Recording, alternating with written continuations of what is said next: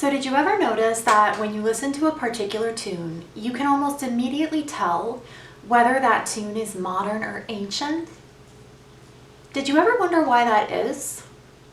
So even though a variety of factors go into making music sound new or old, the simplest way to creating that effect is to use scales from different time periods. So it can be easy to think that we've always had the same scales, but that just isn't true.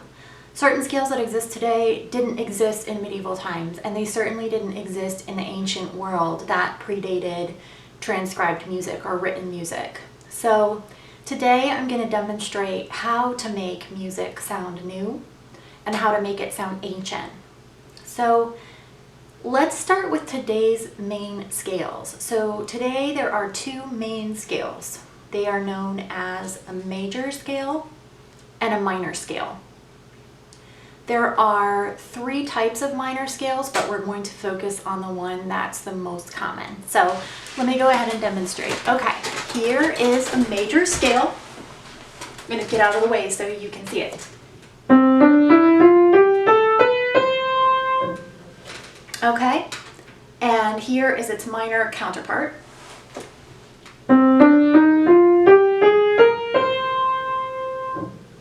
There we go.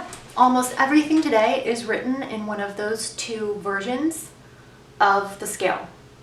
So say now we want to make something sound medieval. We want that cool, spooky, ancient vibe to the music that we're creating.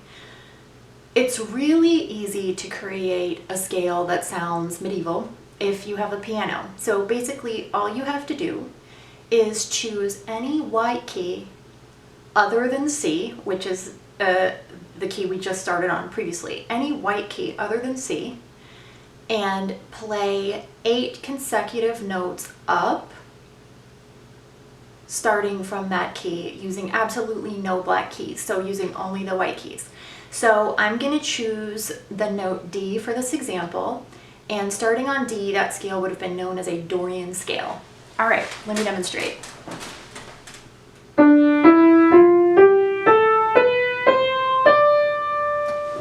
See how cool and ancient that sounds already without it even being made into a tune? So now what I'm going to do is I'm going to make it into a really simple tune. Just off the cuff, anything you make is going to just automatically sound ancient. But one thing here that I'm going to try to do really intentionally is to use every single note in the scale to make sure nothing gets left out. All right, so here we go.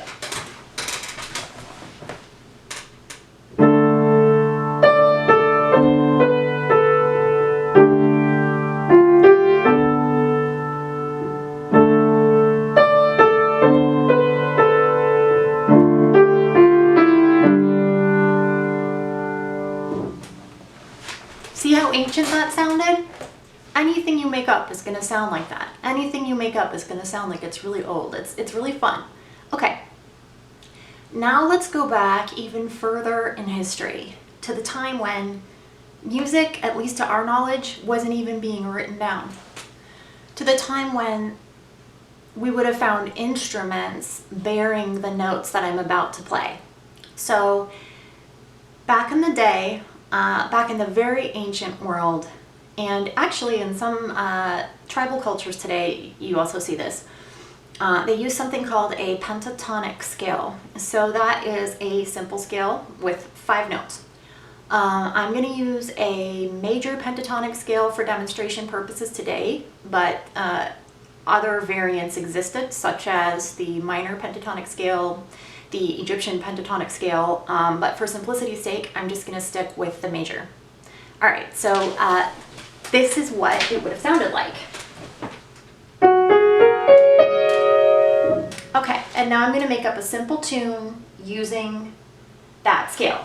One cool thing about it, if you have a piano, that makes it really easy is instead of using white keys, don't touch them. Just use the black keys, and you're automatically going to be working in a pentatonic scale.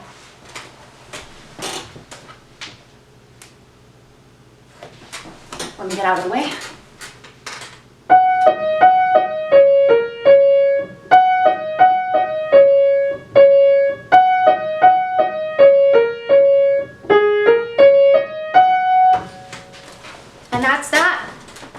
sounds ancient. The thing is, a lot of times people associate ancient sounding music with dark sounding music, but culture hasn't just gone in one straight line, at least not in the arts, from things sounding dark and mysterious to bright and cheerful. Different time periods exemplify different spirits and different moods. And a lot of ancient music would have sounded very cheerful, just like what I just played. So that's that. You want to make music sound ancient? Use a different scale. Thank you.